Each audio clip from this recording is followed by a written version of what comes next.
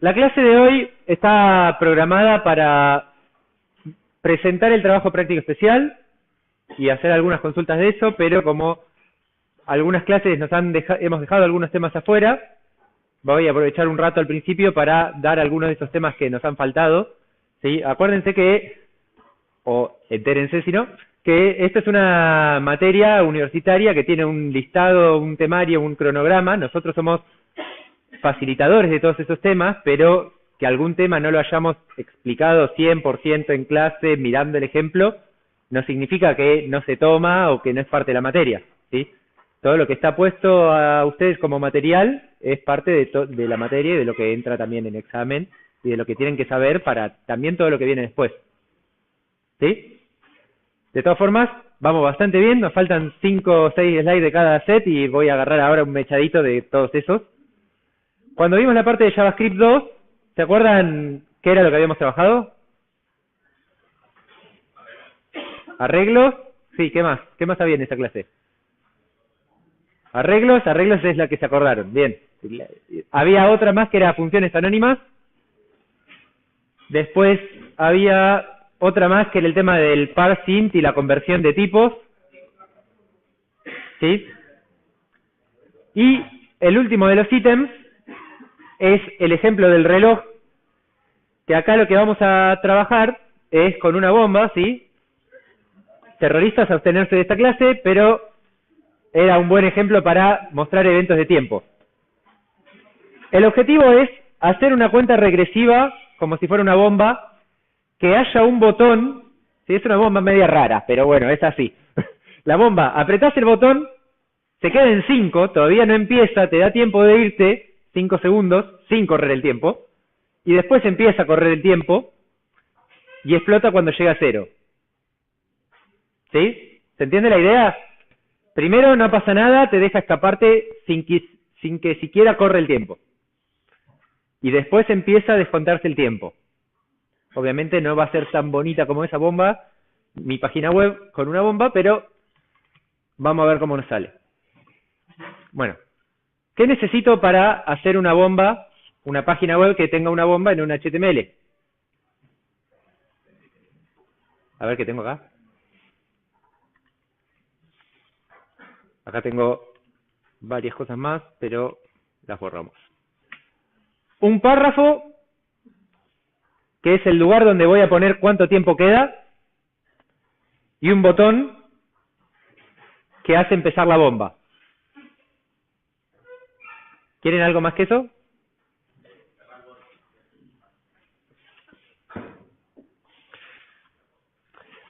Use strict, Agustín. Se pone la gorra. Bueno. ¿Y qué hacemos entonces en JavaScript? ¿Cómo arranco el JavaScript?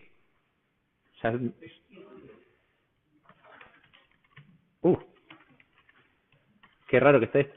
Ahí está. Use strict y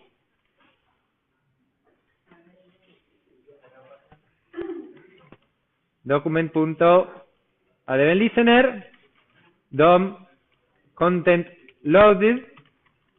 No es cargar el DOM esto, sino que es decir que cuando se carga el DOM pase lo que voy a programar en esta función. Una función anónima. Y en esa función anónima tengo que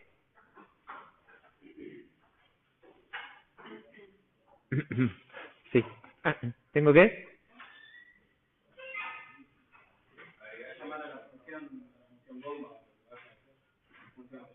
llamar a la función bomba. ¿Algo así? ¿Y qué hace esa función?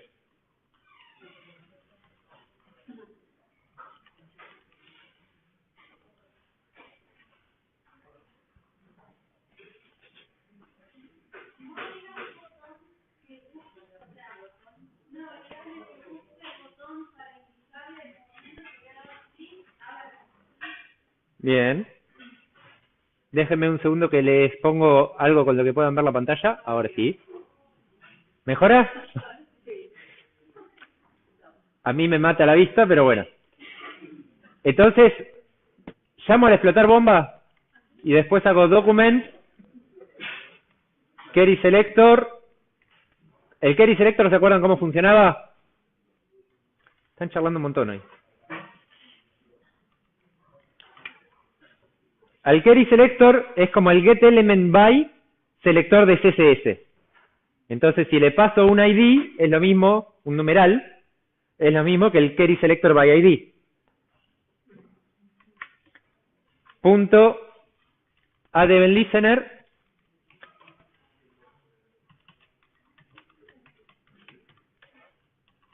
¿En qué evento? ¿Y qué va a pasar ahí?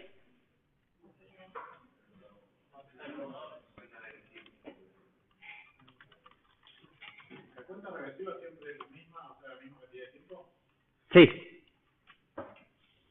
Cambiarlo se los dejo de tarea. Entonces acá tengo otra función que empieza el contador. ¿Sí? ¿Cómo tiene que actuar esta bomba? Esta bomba primero me deja 5 segundos para escaparme y después empieza a pasar el tiempo. ¿Sí? Entonces, justamente el tema de esta clase es el setTimeout. SetTimeout es una función que viene en JavaScript que le pasás como primer parámetro una función y como segundo parámetro cuántos milisegundos después querés que se ejecute. Sí, milisegundos. Acá, a partir de ahora, 5 milisegundos es una eternidad. Un código lento tarda 5 milisegundos.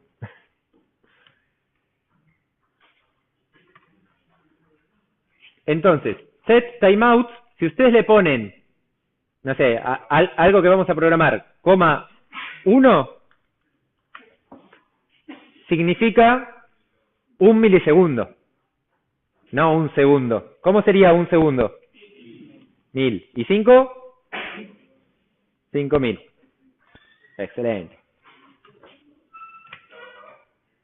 ¿Cómo?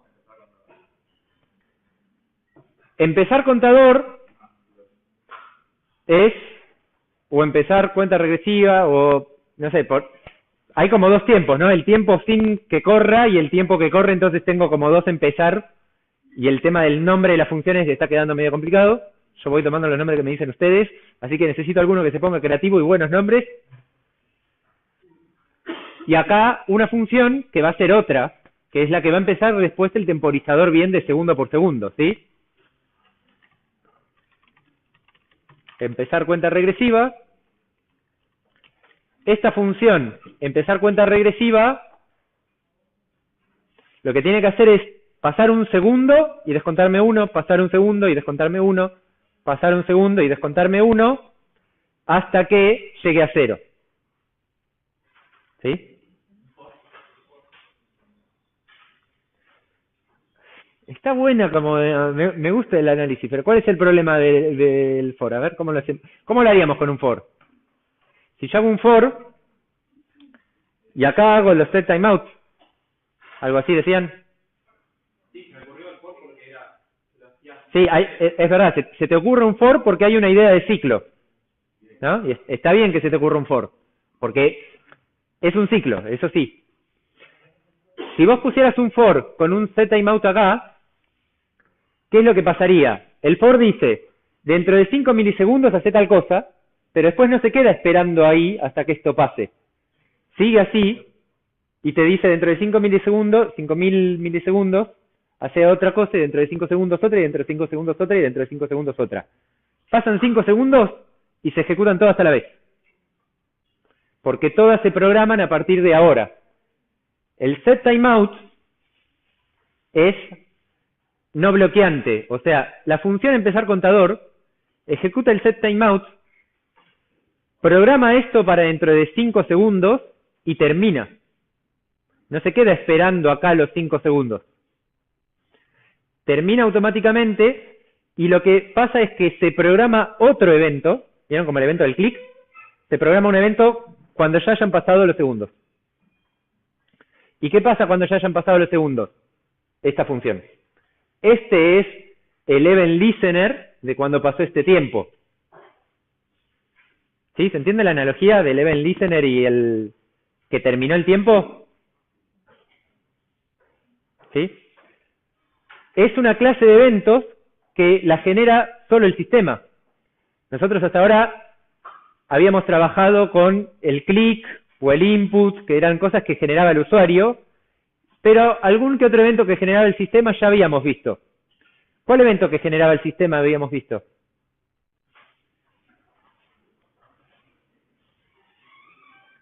Algo que la máquina hizo sola, sin que el usuario haga, entre comillas, nada. Claro, este evento lo generó el sistema solo. Y acá en el setTimeout también va a pasar lo mismo. Entonces, cuando quiero tener esta idea de ciclo, pero con un evento temporal, hay otra función que se llama setInterval, que tiene los mismos parámetros, una función y un tiempo, pero la diferencia es que no la va a llamar una vez, sino que la va a llamar muchas veces. Es como que el for, el ciclo, lo tiene setInterval adentro.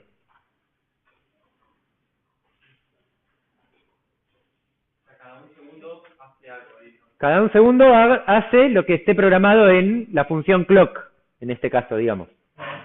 Ese setInterval te va a dar un número, que es lo que se guarda en timer, que es un ID, un número de documento de ese temporizador, que con eso lo vas a poder parar.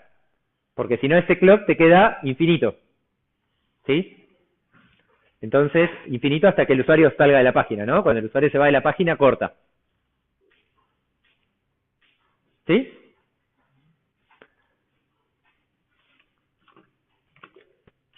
Entonces, ahí vamos a hacer el setInterval con la función, bueno, la vamos a llamar tick, por el tick del reloj. Y le vamos a poner un segundo. ¿Todos están de acuerdo que 1000 milisegundos son un segundo?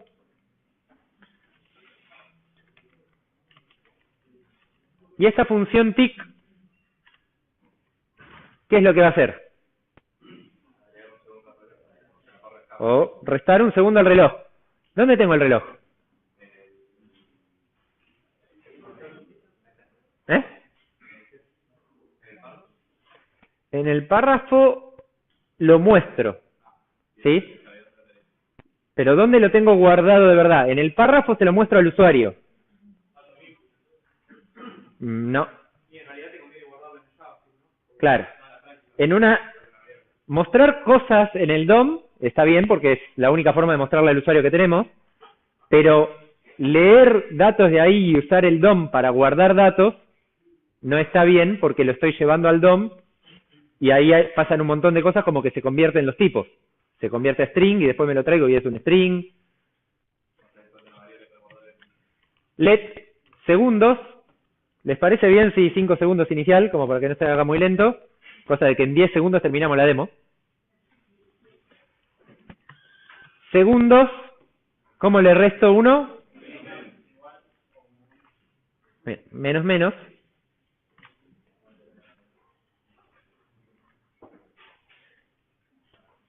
Y faltaría el explotar bomba. Que el explotar bomba lo llamé acá. ¿Está bien llamarlo acá? Yo programé lo que me dijeron ustedes. Bien, están todos bastante convencidos de eso. Y me faltaría estos segundos, que ya actualicé el valor, reflejarlo en el DOM. Entonces, ¿cómo hago con eso?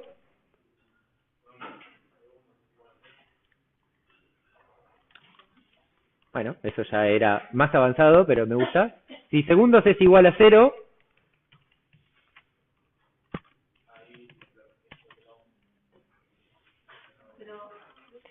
está bien, no era lo que yo había preguntado, pero me gusta. La pregunta era, ¿cómo hago para mostrarlo al usuario?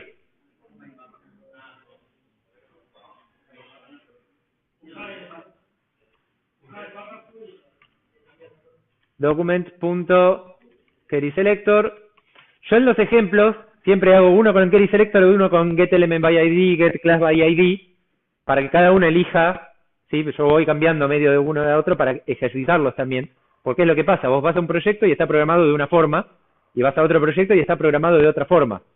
Entonces está bueno que ustedes puedan elegir y decir, acá trabajo así, y acá trabajo así. Query selector, ¿cómo se llamaba el ID de esto? Tiempo. Bien, y esto es un párrafo, así que inner HTML se vuelve segundos.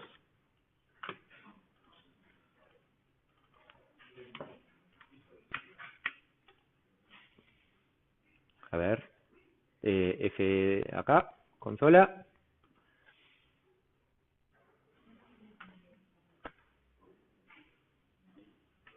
Bueno, bastante bien, ¿eh?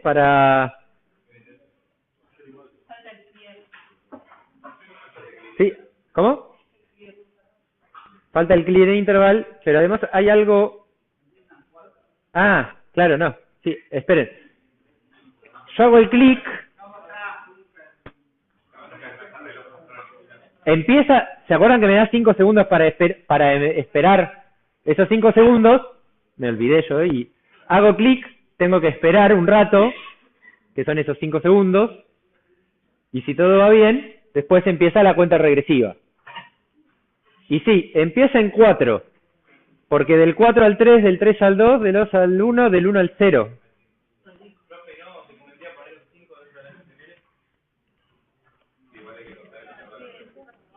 Espérame que...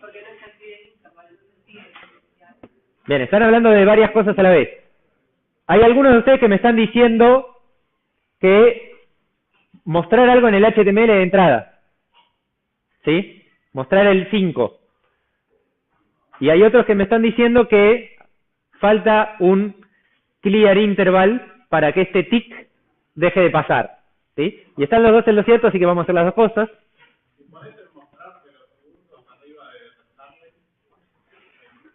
Si pongo el mostrar de los segundos arriba del restarle,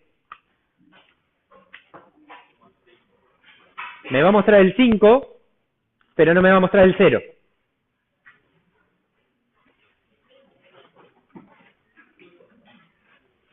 Vamos a empezar a agregar algunas cosas. Log explotó para poder ver en la consola que explotó. ¿Sí? Porque si no, ni me enteré que había explotado. Veía que el contador seguía. ¿Cómo? Eso es un alert. Explotó de verdad, bien.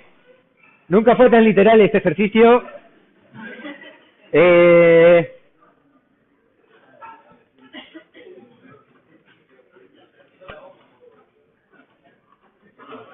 A nivel de usuario, bueno, ya está. Sigamos. A nivel de usuario, el alert por lo menos se va a ver. Como programador, el console log se usa mucho para entender lo que está pasando. Y la típica es cuando tu código no anda, agregarle console logs por todos lados para ver qué es lo que está pasando de verdad, darte cuenta del error y poder arreglarlo.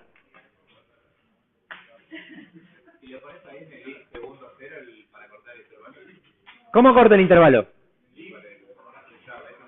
Sí, necesito hacer clear interval y necesito darle el código del interval. ¿Eh? No, tick es la función que se ejecuta. Cuando lo empezaste, acá, esto hay que guardarlo en alguna variable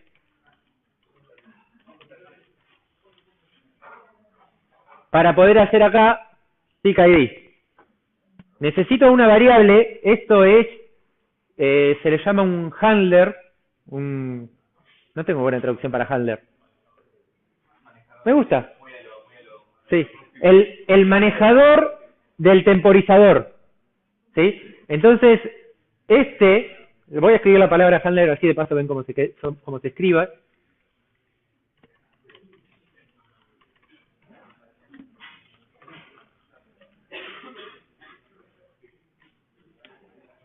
Ese tick handler es justamente la referencia al interval con la que le puedo hacer después clear interval y cortarlo.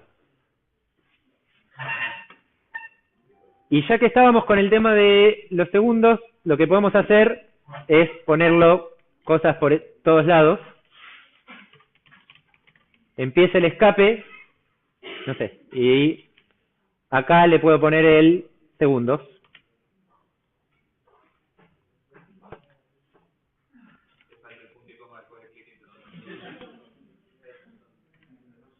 Bueno, pero es opcional. Es buena práctica, pero para que se pasaron 2 segundos. Bien, empieza el escape, ahí tengo 5 segundos para escapar, que no están pasando tic, tic, tic, sino que es 5 segundos corrido. Y después empieza la cuenta regresiva hasta que llega a 0 y me dice explotó. ¿Sí? ¿Ven el 0? Bien. Hay 2 problemas ahí.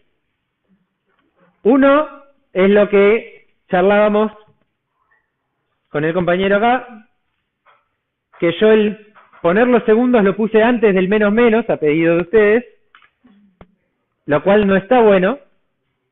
Tengo que mostrar... Entonces, inicializar la ejemplo en vez de 5 a 6. No, en realidad lo que faltaba es mostrarla antes. No recargué. Lo que faltaba es mostrarla antes, que ya lo agregué, empieza el escape, y cuando termina el escape, digamos, empieza mostrando el 5. Eso era lo que faltaba. Cuando hago el set interval, muestro el 5. Y ahora me dice explotó, y ahora sí ven el 0, ¿no? ¿No? No. El problema ahí es el alert. ¿Quién fue el que dijo el alert? Gracias por el ejemplo, Ignacio, ¿no? Me viene re bien. Bueno, el alert es una llamada que se llama bloqueante. Significa, cuando el navegador se pone a hacer el alert, no le da pelota nada más. ¿Sí? Ni siquiera a actualizar la página web. Entonces vos hiciste, le decís al DOM, modificame esta parte y poneme que los segundos son 0. Y hacele explotar bomba, que eso hace el alert. El DOM sabe que se tiene que poner en 0, pero no es instantáneo eso. El navegador espera a que esté libre, a que esté ocioso, a que esté medio al... ¿Sí? Para ponerse a dibujar. Si está ocupado no dibuja. Entonces lo que necesitamos es decirle al navegador, primero dibujá, después mostrame el alert. ¿Sí? Bien, hay una trampita para eso, que es muy adecuado al tema, por eso te decía gracias, que es usar un set timeout, y esto se usa lamentablemente bastante. Voy a hacer una función anónima acá, y le voy a decir que esa función se va a ejecutar en 0 milisegundos. Le digo, es ya. Y con eso, como es ya, ¿qué hace? No se pone a hacerla. Dice, bueno, lo agrego a la fila de cosas que tengo que hacer. ¿Sí?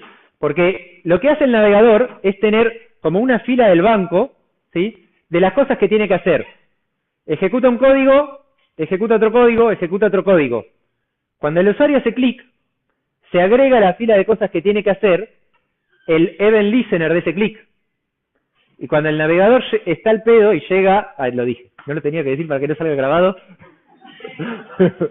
Cuando el navegador está ocioso y llega a ese evento, la palabra en inglés es idle, entonces cuando está idle, va procesando los eventos, cuando llega ese evento ejecuta lo que está dentro de la función del click. ¿Sí? Cuando dice set timeout, con 0, lo que hace es esta función agregarla a la misma cola de que tiene que hacer, pero la agrega al final. Y en el medio ya se agregó solo la de volver a dibujar la página web. La de volver a agregar la página web se está agregando todo el tiempo, mágicamente, igual que todo vieron que pasa todo mágicamente en el navegador. Entonces, ahora con este ejemplo, primero empieza el escape, que ya podría ir bajando el del tiempo para no esperar tanto. 4, 3, 2, 1. Se redibuja la pantalla y después se ejecuta el set timeout que me muestra el alert. ¿Sí? Para que vean la diferencia, ¿se acuerdan con los eventos? Console log explotó, console log terminó set timeout, console log ejecutó set timeout. ¿En qué orden debieran salir estos tres console log? Les voy a poner números para que me puedan decir 1, 2, 3.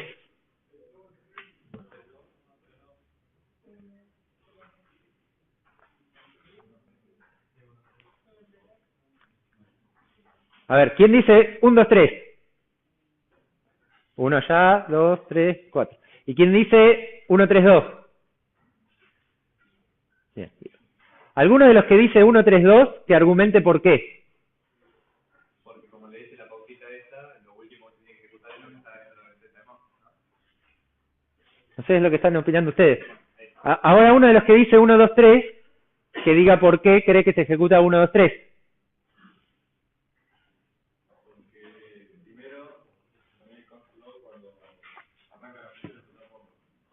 Sí. Sí. Después, entra el set timeout.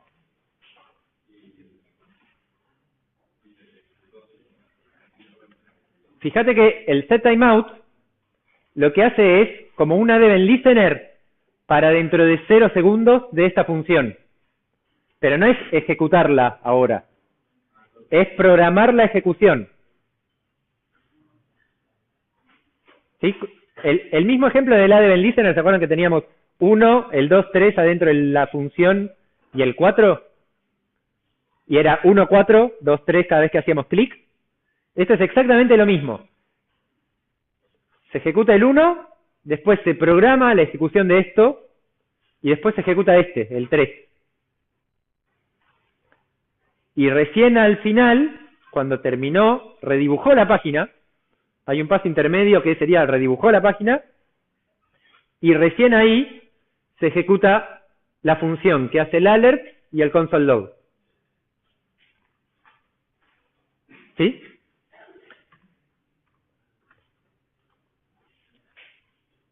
Debiéramos ver acá abajo, que le voy a ir haciendo zoom.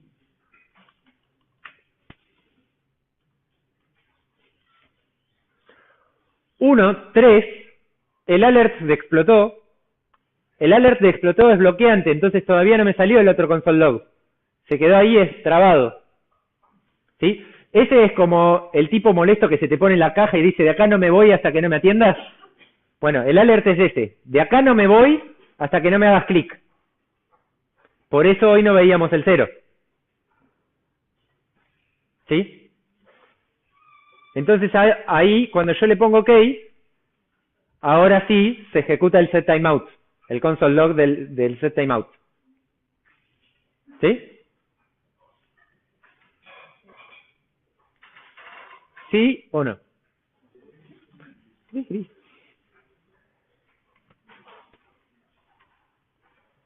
Bueno, esto ya lo habían visto. ¿Qué pasa si tengo muchos botones que tienen que hacer lo mismo? Ahora vamos a ver un ejemplo más complejo de esto. Nosotros siempre trabajamos por ID, ¿no? Hasta ahora getElementById o getQuerySelector. Pero hay otros dos métodos que son el getElementByClassName o el equivalente que es querySelectorAll. Fíjense el todos para decir el plural, que le paso a una clase, y acá me va a dar muchos elementos. ¿Sí? Y cuando digo muchos y hablo en plural, me estoy refiriendo a arreglos. Bien, ¿alguien lo dijo? En JavaScript hay muchas cosas, esto también está en Java, por ejemplo, que es una forma corta de escribir algunos if. Si vos tenés un if de este estilo, que lo que hace es, en base al if, le da el valor, un valor a la misma variable, lo podés escribir en forma resumida con el operador ternario, le dicen todos. Yo le digo el signito de pregunta. Que es una forma corta de un if. Esto anda en Java también, pero en Java no es normal usarlo y en JavaScript sí es bastante normal usarlo. Principalmente la diferencia es que en JavaScript, como esto viaja por la red, y bueno, si escribo 3 letras menos, cuenta. Sobre todo en otra época, digamos. Entonces se acostumbra mucho más a usarlo. No es necesario que lo sepan, pero sí que se acuerden, esto es un if escrito de forma rara, porque lo van a ver en ejemplos por ahí en internet. Esto ya lo habíamos visto, lo del null, lo de que null, undefined, 0, false y comilla simple, se escribe todo como, todo eso se traduce a falso, ¿se lo acuerdan? Null, si lo hago en un if, me da falso. Undefined me da falso. 0 me da falso. Falso me da falso, menos mal. Y comillas vacías también. ¿Esto qué me cambia? Que si yo escribo, comúnmente así lo escribiría por ejemplo en Java, si la variable string es distinto de null y el length es mayor que 0, bueno, mejor lo escribo en JavaScript, se escribe así. If val. Porque si fuera null, es falso. Si el length fuera 0, sería comillas, comillas, y es falso. Entonces, muchas veces se escriben cosas así. Bien.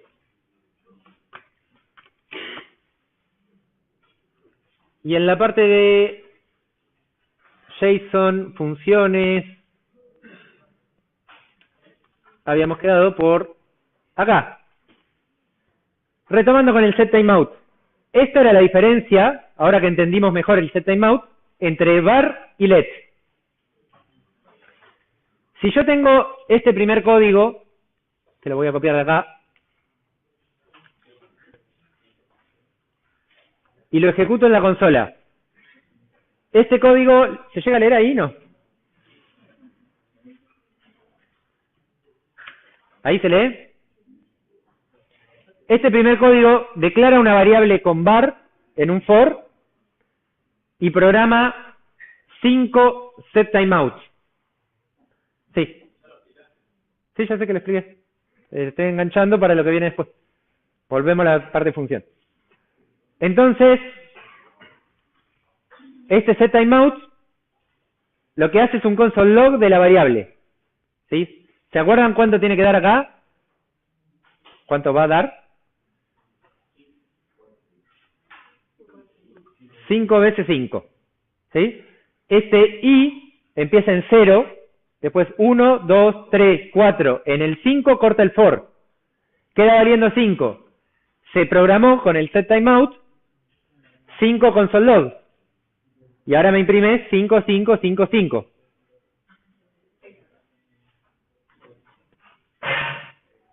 Cinco veces 5. Me lo resume así. En cambio, si a este mismo código yo en lugar de var le pongo let, ahora sí veo 0, 1, 2, 3, 4. ¿Sí? Esto, que ya había explicado, como dijo algún buchón por ahí, es un ejemplo claro de la diferencia entre let y var. Y cuando lleguemos a la tercera parte del trabajo práctico, se van a dar cuenta que esto pasa. ¿Sí? Entonces, usen let y el let les va a andar bien, o más parecido a como esperan que les ande, y nos va a ahorrar algunos problemas. Es uno de los cambios más grandes de ECMAScript 6, ¿se acuerdan? Y lo otro que habíamos trabajado era el tema de los ámbitos. Esto no lo trabajamos porque ya es una forma corta de escribir funciones. ¿Sí? ¿Se acuerdan de las funciones anónimas? Bueno, se usan, y se usan mucho. Y son feas, porque viste que escribís function, qué sé yo, que esto, que aquello, y a veces usás, no sé, una función anónima para esto. ¿Sí? Bueno, sin el console log. Esta función anónima, ¿le ven sentido? O sea, ¿Se dan cuenta que complica el código mucho ahí en el medio? Lo hace difícil de leer. ¿Sí? Las funciones anónimas tienen dos formas de escribirse. Así, o a partir también de ECMAScript 6, lo que se llaman arrow functions. ¿Por qué arrow? Arrow significa flechita, ¿sí? Si alguno vio la serie Green Arrow seguramente ya lo sabe, pero por los que no, se escribe así: borro la palabra function y pongo flechita acá. Fin. Ese es el misterio de una arrow function. ¿Sí? Tiene otro misterio más, lo del fin era mentira, que lo voy a tener que construir un ejemplo sintético acá. Vamos a tener la función x2, no, pará. xy que me retorna, no, al revés. Estoy usando cosas matemáticas así me odian un poquito.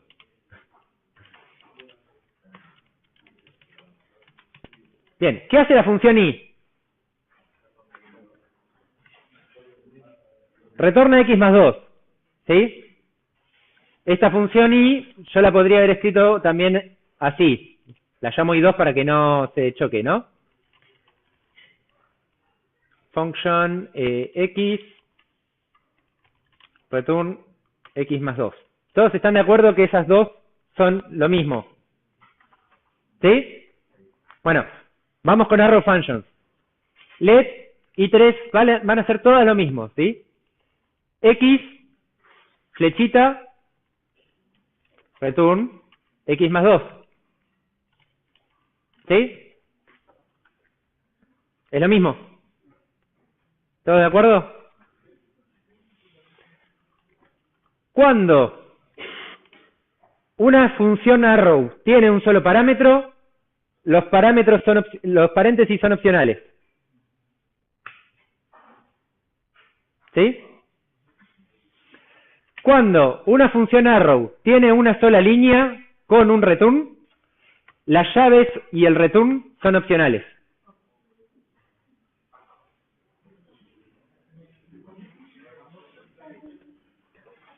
La función i4,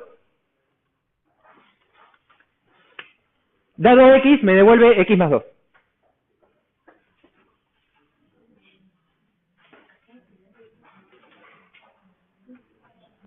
¿Sí? Lo único que cambia es cómo lo escribo. ¿Por qué? Porque está lleno de funciones cortitas. Entonces, escribiéndolo así, es más fácil de leer cuando esos empiezan a meter adentro de otras funciones.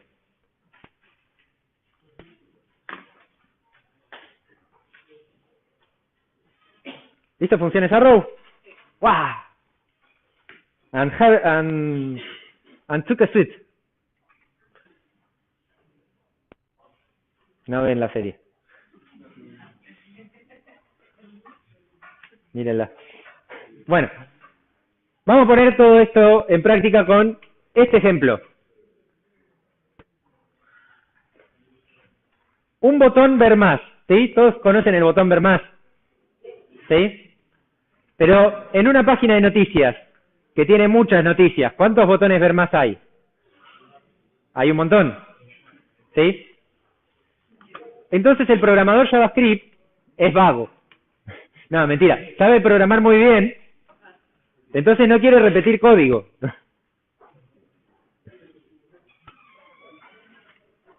Me voy a hacer mi archivo ver más HTML. Bien, ¿qué tiene un archivo HTML? ¿Se lo guardan? HTML5 está para empezar.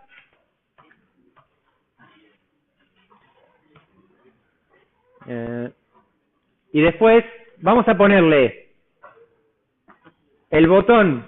Vamos a hacer algo así. Tengo la noticia que tiene un párrafo, que tiene un lorem, y después tiene un botón ver más.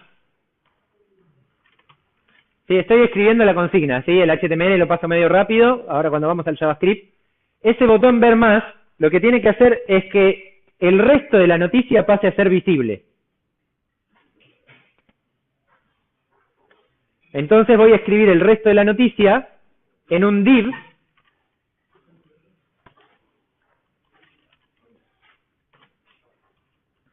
Fíjense, voy a tener cada uno de estos div es una noticia, ¿sí? HTML semántica, si cada uno de estos es una noticia, debiera ser un...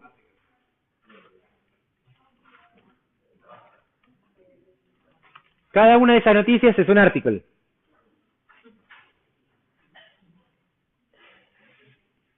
Y este botón ver más, le voy a poner una clase, ver más, y a este div le voy a poner una clase oculto, para que esté oculto.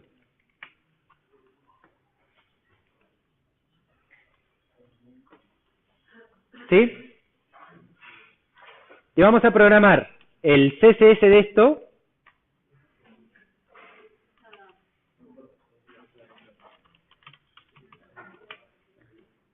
¿Cómo hago para que la clase oculto esté oculta?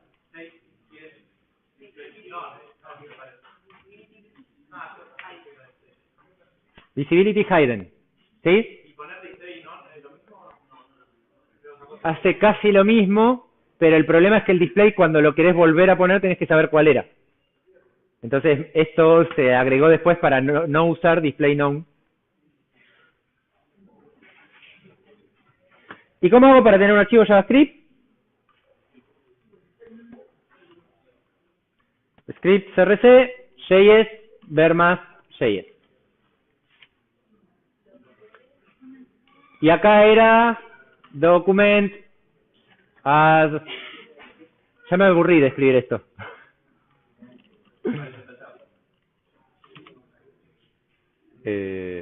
Function.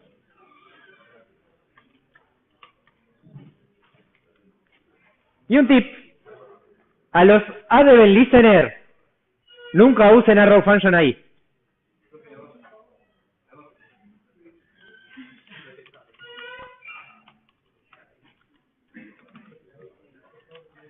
Bueno, ahí se pone la gorra el navegador y ahora tengo que programar el Adevent Listener del botón. Document.querySelector. ¿Cómo le había puesto la clase? Ver más. Ver más. Adevent Listener. Cuando haga clic, voy a ejecutar ¿qué función? La función ver más, mostrar. O bueno, vamos a llamarla ver más, que se llame todo ver más y ya fue. La función ver más, ¿qué es lo que va a hacer? Sí.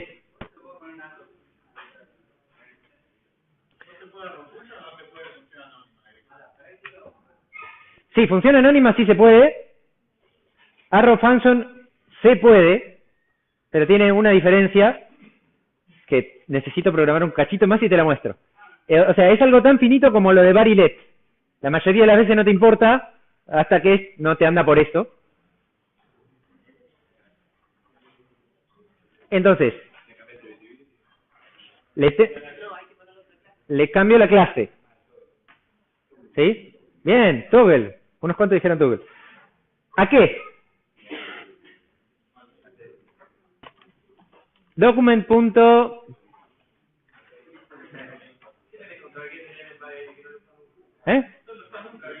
Es viejo. No, porque el by ID no se usa nunca y el by class name es muy largo. Entonces uso querySelector, que anda para todo.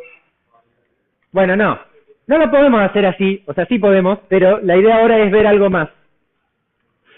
¿Qué es el dis? ¿Se acuerdan del dis? Bien. El dis siempre vuelve. El dis, cuando lo ejecutás, cuando lo usás en un evento, es sobre qué nodo del DOM hiciste el evento. Es el botón ver más. ¿Sí? Vamos a hacerlo de la otra forma para que entiendan por qué. Div, yo a esto le agrego una clase div extra le vamos a poner. Ah, me gusta lo de extra. Get element. Ah, no. Get, no. Minuto.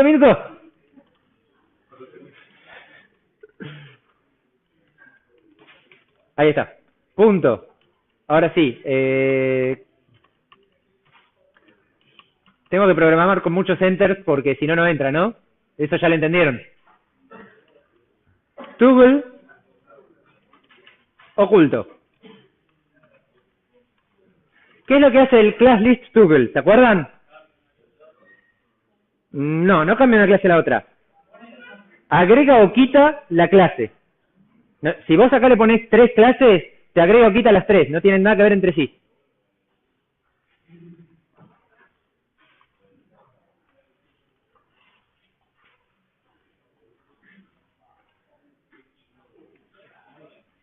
Fíjense, el botón ver más pasa a ser el ver menos, ¿no? Ver más, ver menos, ver más, ver menos. Bueno, no le cambié el texto al botón, que sería bueno, pero casi. Ahora, lo que me piden es, viene mi jefe y me dice, che, buenísimo el botón ver más, la repegó con los usuarios. Tenemos 100 noticias en la página. ¿Sí? Entonces, ¿qué problema tenemos acá? ¿Cómo evitar 100 botones vamos a tener que hacer en el HTML? Pero ¿cómo evitamos hacer 100 funciones ver más?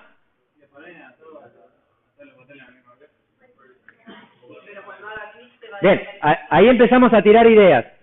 Acá me dice Alan, si yo le pongo la clase ver más a todos los botones, ¿qué debiera pasar?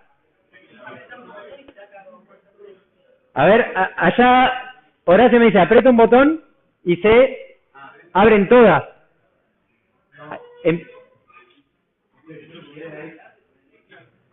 Acuérdense que query selector me devuelve siempre una. Aprieta un botón, cualquiera, y se oculta o muestra siempre la primera. La primera en el DOM, la que devuelve query selector. No, bueno, ahora lo arreglamos. Che, eso es este. Este ejemplo es de eso. A ver.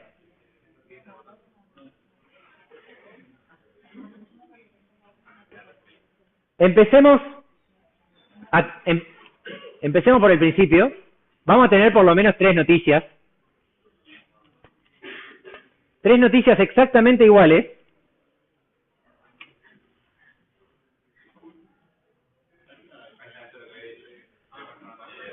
El primero anda. Este botón no tiene nada asignado y este botón no tiene nada asignado. ¿Sí? ¿Por qué? ¿Cuál? Hay muchos query selector acá.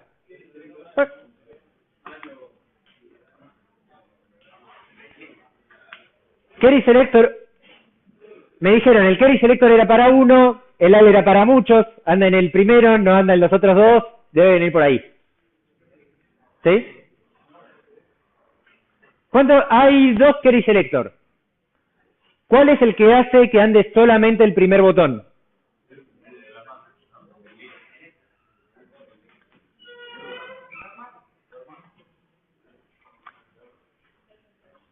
¿El que busca el botón o el que busca el div? ¿Quién piensa que es el del que busca el botón? A ver. Bien, ¿y quién piensa que es el de que busca el div? Perdiste, esta vez perdiste. Yo estoy buscando con query selector el primer botón. Y le estoy haciendo el add event listener al primer botón. Los otros botones no hacen nada.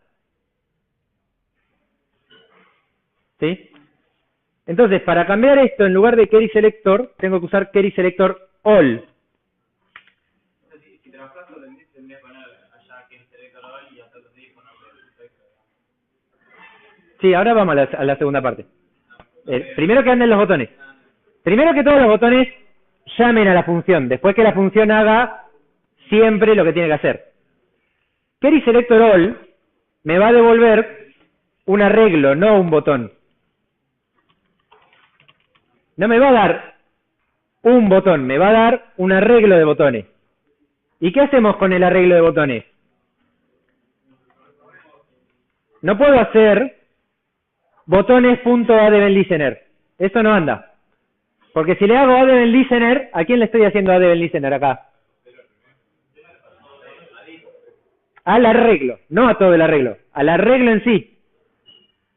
El arreglo en sí no es cada uno de los elementos que está dentro. ¿Cómo? Necesito recorrerlo, exactamente. ¿Cómo? No, el if viene para otra cosa después. Si hago un for botón of botones,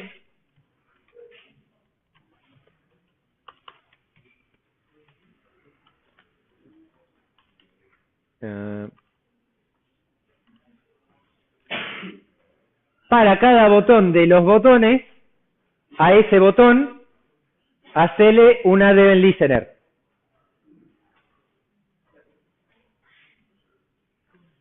¿Sí?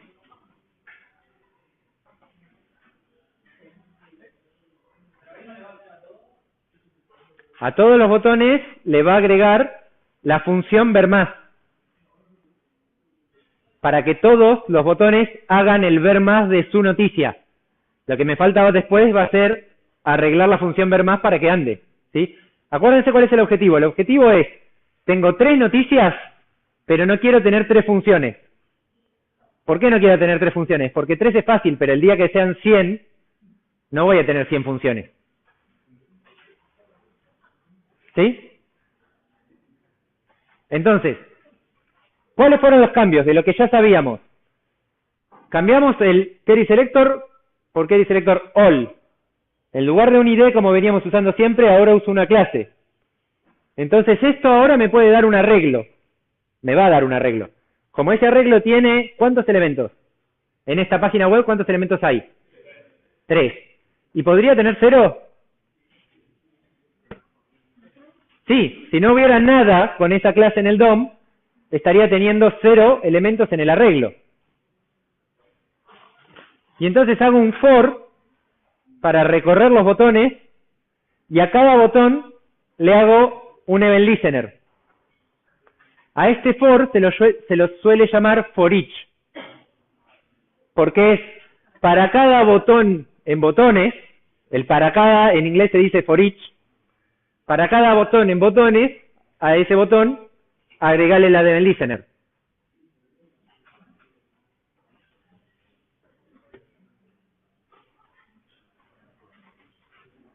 ¿Sí? Los estoy perdiendo muy rápido hoy. Yo no estoy viendo para qué botón. O sea, ¿en qué momento? El Query Selector All. Te da un arreglo. ¿Y el botón? Acá. Lo agregaste por... Con LED lo ven más fácil, ponele LED.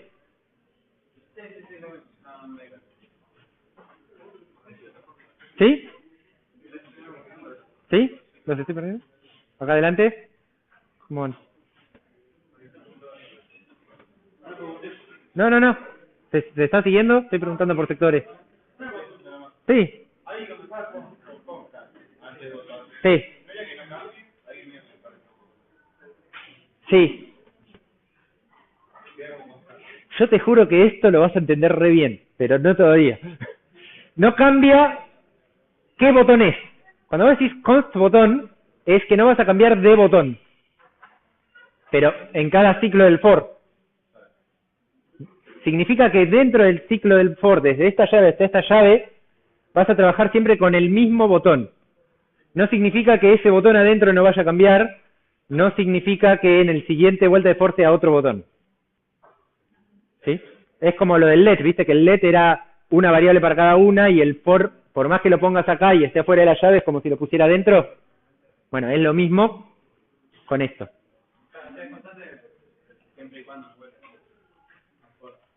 Si les confunde, como les digo, si les confunde let, todo bien.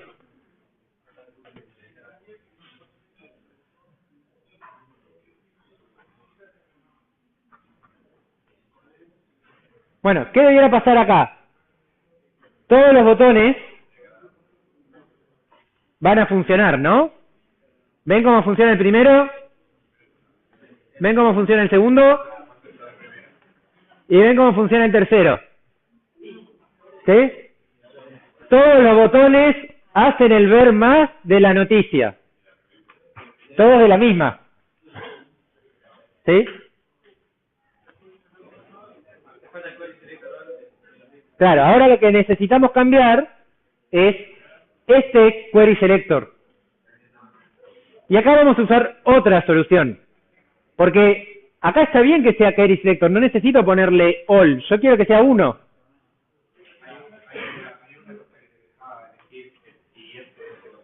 Bien.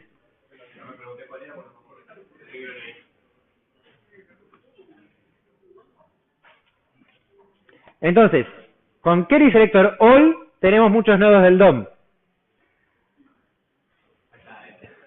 El siguiente es, a cualquier elemento del DOM, nosotros podemos hacer next element sibling para agarrar el siguiente elemento.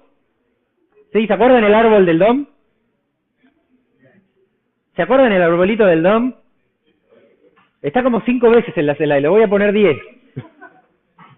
¿Se acuerdan el árbol? Que estaba el body y abajo del body en este caso tendríamos el article y el article. Y abajo de ese article tenemos el párrafo, el botón y el div de lo que está oculto. ¿Sí? En los 3 articles tenemos siempre el div siguiendo al botón. Entonces usemos eso como regla. Si el div que quiero ocultar o no es el que está después del botón, puedo usar next element sibling. Pero, ¿cómo digo el botón? ¿Cómo sé qué botón se ejecutó? This, que en los clics es el botón, o el que es H de yo clic.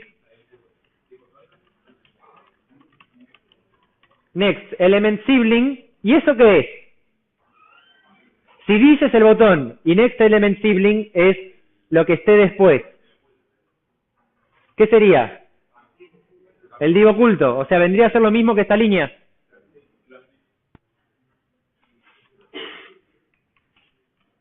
Reemplazo esta línea por esta.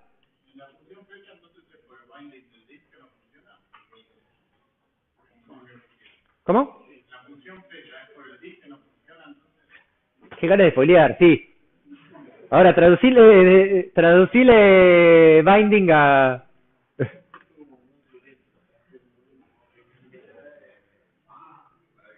¿Sí? La diferencia entre una función arrow y una función de estas... Esto no era una función anónima, sí, pero podría haberla escrito acá y era una función anónima.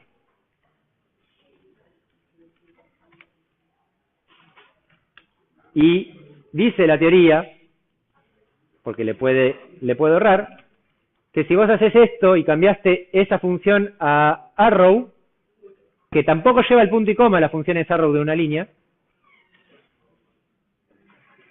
no anda, porque el this es otra cosa. Entonces, veo que les dije que la función es arrow y las anónimas son casi iguales, ¿sí? La diferencia es qué significa this adentro de una. Entonces, la regla mnemotécnica, ¿vieron que con var y let les dije usen siempre let? Bueno, acá les doy esta regla. Si es en una event listener, usen siempre function. Si no, usa la que quieras.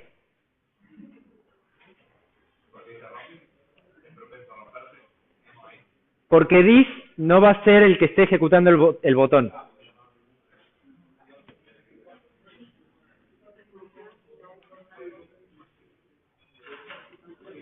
De nuevo, en los event listener no usen funciones arrow. Bueno, yo les había prometido, como cierre este ejemplo, que iba a usar una función arrow. ¿La ven? No, ¿me dejan ponerla?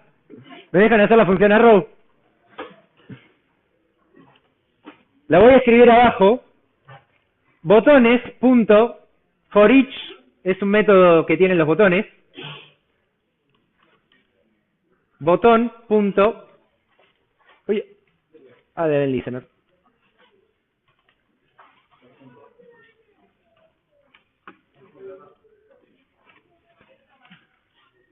Esto lo voy a escribir acá abajo para que se vea un poco mejor. No, acá.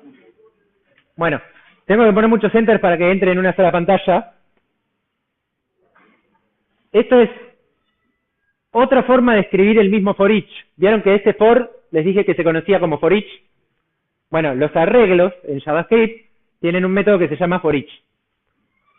Y que le paso como parámetro una función, y esa función se presta siempre para hacer arrow function. Esta clase de ejemplos la van a ver bastante en códigos de JavaScript modernos, porque es de botones, para cada botón hacer a event listener. Lo lees como si fuera casi en español. Si lo lees en inglés te queda botones for each be a event listener y te queda prácticamente como el lenguaje natural del inglés. ¿Sí? Sí.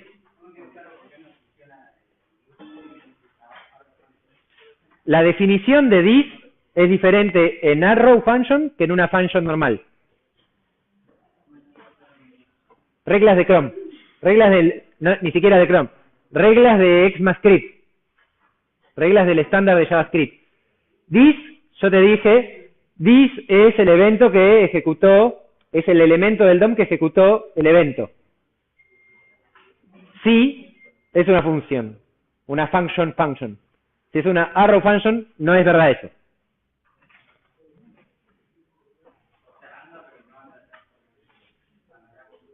¿Cómo? ¿Qué es andar? Que haga lo que el usuario quiere que haga. Compila. Digamos, compila y this algo significa. Pero es otra cosa. Si eso te deja irte a dormir tranquilo. ¿No? Sí. Sí. Botones es un arreglo. ¿Sí? For each, y al for each lo que le tengo que dar es una función. ¿Sí? Yo podría escribirlo así. Function B, y copio esto acá.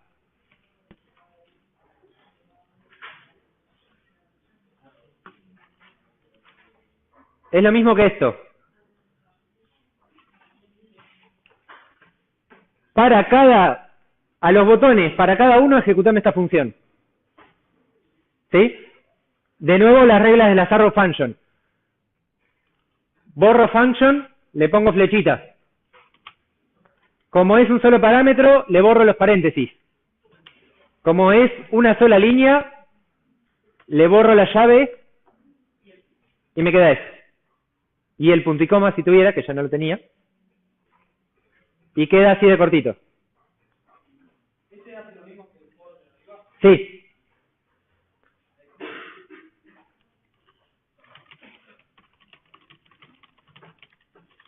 Hace lo mismo que el for de arriba. Guille. Sí. Las llaves son opcionales si hay una sola línea. Si es más de una línea, la tenés que poner sí o sí. Sí.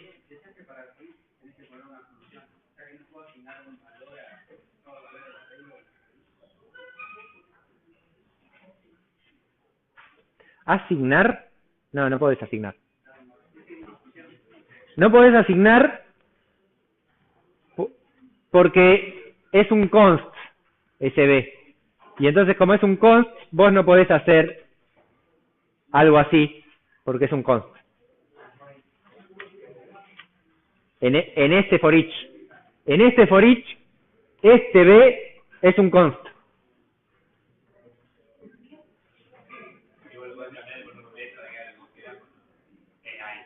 El for each es re lindo, se ve hermoso, re poquitas líneas, sirve en dos casos. Ahí, en eso. El for, un poquito más genérico, el de arriba. Un poquito más genérico, el que dice int i igual 0 con i menor a length. Y ese te deja hacer todo. ¿Sí? Siempre más complejo de escribir, más potencia. ¿Sí? Más fácil de escribir, menos potencia, más para casos específicos. Es una regla que es como, tenés que hacer una balanza, ¿no? Si querés que sea fácil de escribir, va a haber cosas que no podés escribir.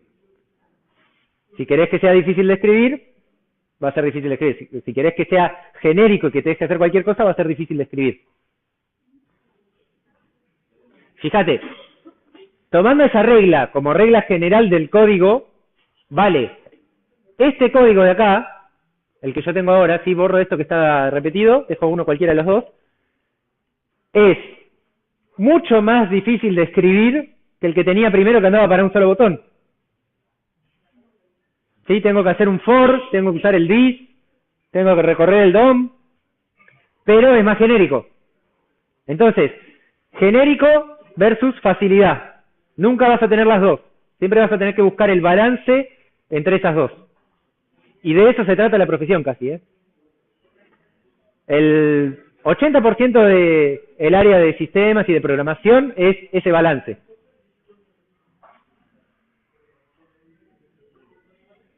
¿Sí?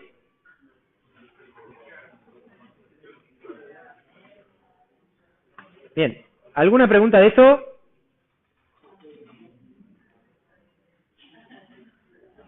¿Alguna pregunta de eso? Bueno, acá estaba la filmina del dis. Bueno, jQuery ya es el viejito de la materia. jQuery es importante que sepan lo que es, no necesariamente que aprendan a usarlo. jQuery es una librería de JavaScript a la que le debemos gran parte del Internet que tenemos hoy en día, porque en una época por allá hace muchos años, los navegadores eran súper diferentes entre ellos, y JavaScript solucionó un montón de cosas y dejó hacer un montón de cosas. ¿Qué es una librería de código? Una librería de código, que van a ver esta semana un poquito de esta y Bootstrap el jueves, es código que ya escribió otro para que vos puedas utilizar en tu programa. O sea, alguien que te facilita el trabajo. jQuery es una librería que está escrita en JavaScript para ser usada en JavaScript.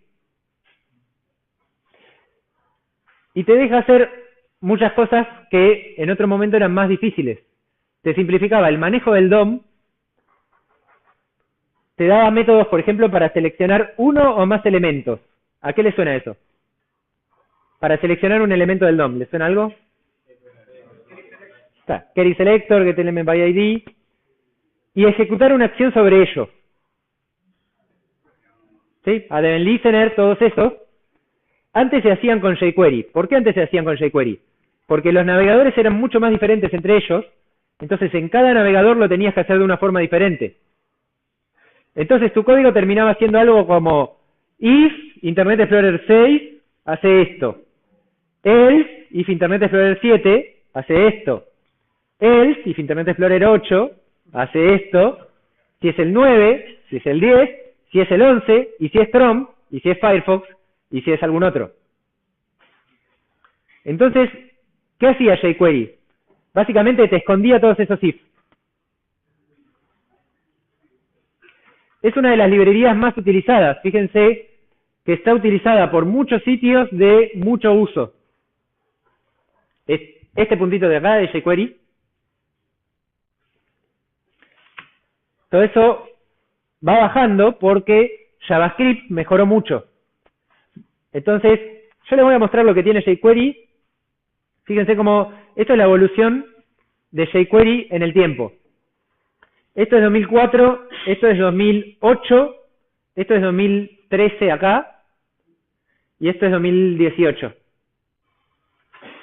Fíjense el pico que tuvo y cómo va bajando. Esto es cuántas búsquedas en Google hay sobre jQuery. Es para tener una idea. Entonces vamos a compararlo con ECMAScript 6. Si ustedes hacen pesos, incorporan jQuery, ¿sí? Que es una línea tipo script, ¿vieron las de script? Antes del suyo ponen el de jQuery. Y hacen pesos, el pesos lo leemos como jQuery, y todo se empieza con pesos. Todo lo de jQuery empieza con pesos. Entonces, pesos, ¿y esto qué es? Un ID de CSS. Punto hide. ¿Qué se imaginan que hace? Está clarísimo. Hoy hicimos algo muy parecido. ¿Qué hacíamos en lugar de pesos?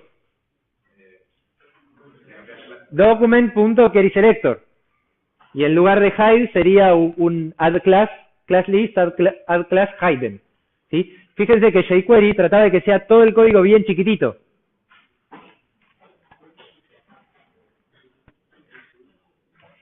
Entonces, editar el DOM. Por ejemplo, editar el DOM.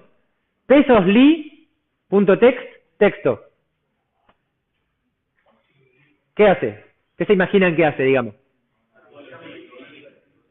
A todos los li le pone texto. ¿Cómo sería eso en ECMAScript 6? QuerySelector all para los li. Ahí eso me da un arreglo. Entonces tengo que hacer el for. Y al for le pongo .innerHTML y le pongo este texto. Fíjense que acá me esconde el for y el document.querySelector se escribe todo como pesos. ¿Eh? Sí, resume bastante, pero que ese for no esté. Ya nos dijiste, si va más chico, si escribís menos cosas es menos poderoso. No, en este caso no es menos poderoso. Es más escondido, digamos, ¿no? Porque ¿qué pasa si te devuelve 0? Si te devuelve 0, y yo te digo, búscame los botones, y a todos los botones ponele este evento, y no hay botones. Ese código anda. Anda, pero no hace nada. Si vos el for lo lees, te podés dar cuenta que es que no, más fácilmente, que es que no te está viniendo nada. En cambio, si está escrito como así, y el for no lo ves, tu cabeza tampoco lo ve. Entonces, acá no es con potencia, acá es escribir menos con claridad. El código más claro es un poco más largo. Demasiado largo tampoco, porque se hace choclo y ya necesita memorizar más cosas. Lo mismo para setear un atributo o setear un value. Fíjense cómo es un remove, por ejemplo. Li remove, ¿qué hace? Me borra todos los li. ¿Cómo sería eso en ECMAScript 6? Document, QuerySelector all, li, for each, x.remove. Es bastante más largo, pero es mucho más claro y estoy viendo el for each ahí.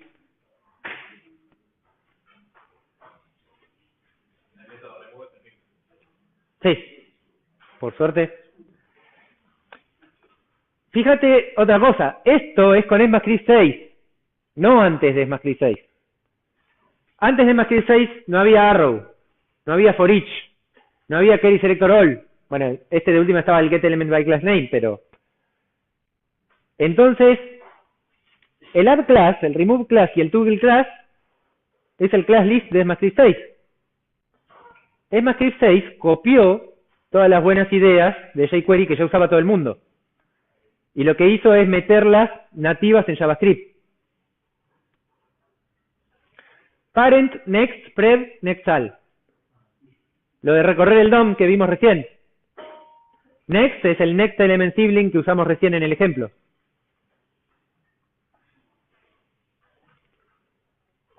Y después usabas cosas así. El onClick. ¿A qué le suena onClick?